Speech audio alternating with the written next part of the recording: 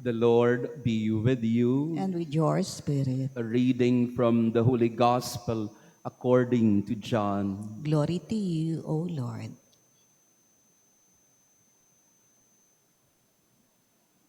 Jesus said to his disciples, "A little while and you will no longer see me, and again a little while later and you will see me." So some of his disciples said to one another, "What does this mean that he is saying to us, 'A little while and you will not see me, and again a little while and you will see me, and because I am going to the Father?'" So they said, "What is this little while of which he speaks? We do not know what he means."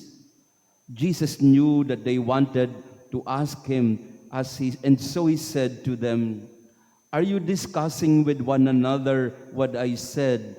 'A little while and you will not see me, and again a little while and you will see me.' Amen, amen, I say to you, you will weep and mourn while the world rejoices. You will grieve, but your grief will become joy." The Gospel of the Lord. Praise to you, Lord Jesus Christ. Please be seated. Praise be Jesus Christ. Now and forever. Good morning, dear friends. Pakibati nga ng good morning din ng ating mga kasama ngayong umaga, beautiful Thursday morning to be together. And we welcome back Sister Flora. Magaling na po ang ating partner in healing. And we would like to greet Sir Eric also. Pakitingin po sa likod. Batiin po natin ng happy birthday si Sir Eric. Magpapakain po siya mamaya ng breakfast. To our online parishioners, thank you for praying with us today. 7 beses po binanggit ni Jesus yung sandali na lang. A little while. A little while you will see me, a little while you will not see me. Now you see me, now you don't. A little while. Sandali na lang. Isang bagay ho ito na kinakatakutan ng mga tao na pinagsabihan o sinabihan ka na sandali na lang. Saglit na lang at tapos na lahat. Doon sa mga graduates, halimbawa, ayaw nila yon na sandali na lang, hindi na tayo magkikita-kita dahil graduate na tayo. At mas masaklap kapag sinabihan ka ng doktor na sandali na lang.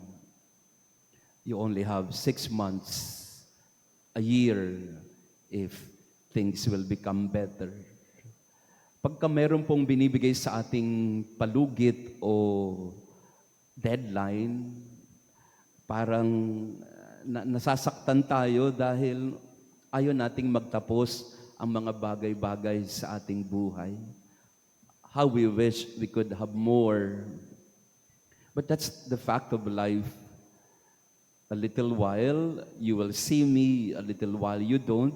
Ibig sabihin na patapos na, malapit nang magtapos ang paglalakbay ni Jesus at hindi na sila makikitang muli, pero makikita pa din. Ulit-ulit ito, 7 beses. Huwag kayong mag-alala, di nyo ko makikita, pero makikita nyo rin ako. Kaya naguguluhan din yung mga alagad. Ano bang ibig sabihin noon na nakikita pero di nakikita? Make up your mind. Nakikita o hindi?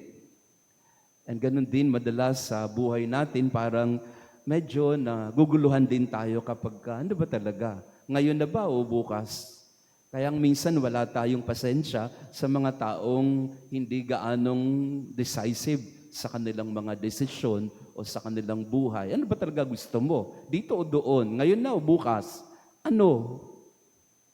Di ba mainitin ng ulo natin sa mga taong hindi nagbibigay ng clear and decisive na timeline sa mga gusto mong mangyayari. And there are many of us who are trying to be in control of everything, even life. Kailangan umabot ako ng 90 o kailangan wag muna ako mamatay ng 60. Kailangan matapos na ito bukas. Kailangan, yan. So marami tayong mga deadline or timeline sa buhay natin. Pero hindi ganun ang buhay. There is a sense of uncertainty in life. We cannot always take control of everything, and we are not in charge of all the variables and factors in life.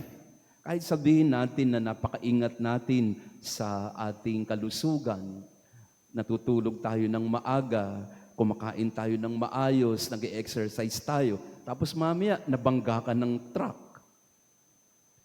No, we're not saying na hindi magpapabaya tayo dapat, but what it means to us is there is a certain unknown in our life. A little while, we don't know how far we have or how much we have. But all we do know is the time that we have, that is more than enough. A little while means you are not in control and in charge and certain of everything, but you know that what you have, that's more than enough. Kaya ngayong buhay natin, hindi na talaga natin masusukat kung 60, 70, 80 ba o 90. Who knows?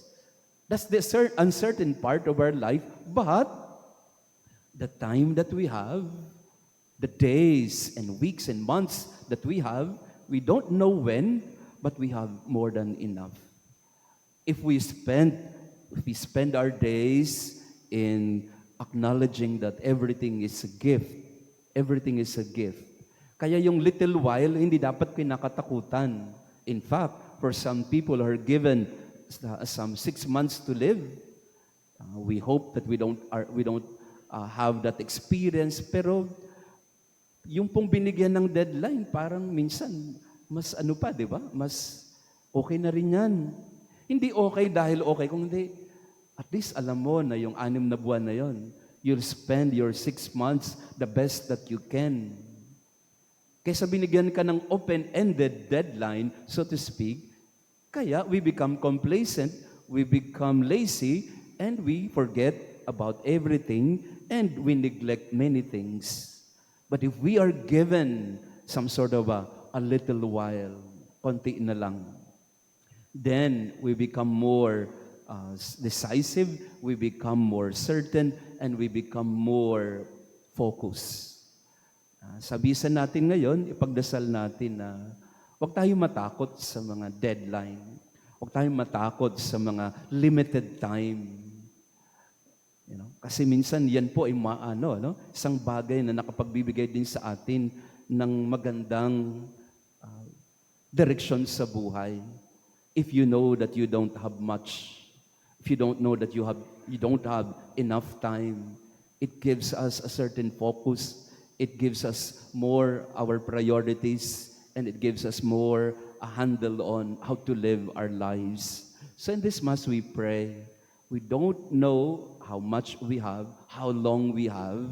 All we know is what I have now is more than enough. A little while means be vigilant, be focused. You don't know when.